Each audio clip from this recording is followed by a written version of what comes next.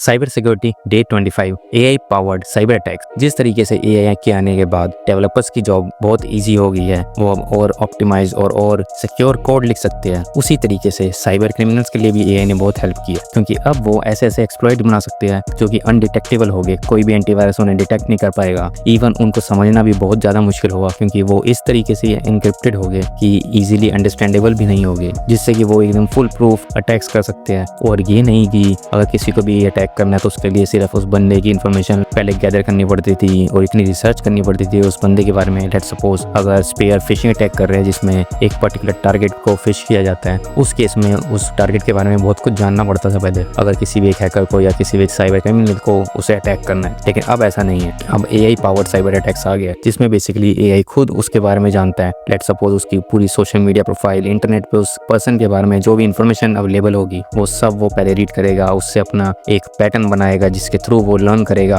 और AI models अब इतने एडवांस हो गए हैं कि उस पर्सन के बारे में A to Z पूरी डिटेल्स जो भी इंटरनेट पे है वो ग्रैब कर सकते हैं, और उसके बाद उसके बेस पर फिशिंग अटैक्स बना सकते हैं। लेट्स सपोज अगर कोई ऐसा पर्सन है जो कि मूवीज बहुत देखता है, लेट्स सपोज वो हर वीकेंड सैटरडे को मूवी देखने जाता ही जाता है और ये कंफर्म है, तो इस तरीके से उसको मैसेज जाएगी या इस तरीके से उसको मिल जाएगी कि फिश होने के बहुत ज़्यादा चांसेस हो उसके। या फिर अगर कोई और भी अटैक करना हो, लेट्स सपोज रैनसमवेयर अटैक करना है, तो वो भी उसको रीड करके और ज़्यादा परफेक्ट तरीके से किया जा सकता है। बात करें अगर डीप फेक वीडियोस की, तो आजकल बहुत ट्रेंडिंग में हो गया और बहुत ज़्यादा मिसयूज हो रहा है डीप फेक कंटेंट्स का, जो कि बेसिकली कंपनीज के सीईओज को भी ब्लैकमेल करने में या फिर रैनसमवेयर में यूज होता है। अब तो इवन मालवेयर्स भी ऐसे बनने लग गए हैं जो कि अपने आप से लर्न करते हैं। लेट्स सपोज अगर पहले किसी एक सर्वर का किसी हैकर को या फिर साइबर क्रिमिनल को एक्सेस मिल जाए, तो वो उसमें पेलोड या मालवेयर इंजेक्ट कर देते थे, जिससे कि वो रिमोटली एक्सेस कर पाए उसे। लेकिन अब मालवेयर ऐसे बन गया जो कि अपने आप से लर्न करते हैं। लेट्स सपोज अगर किसी सर्वर पे एक मालवेयर इंजेक्ट कर दिया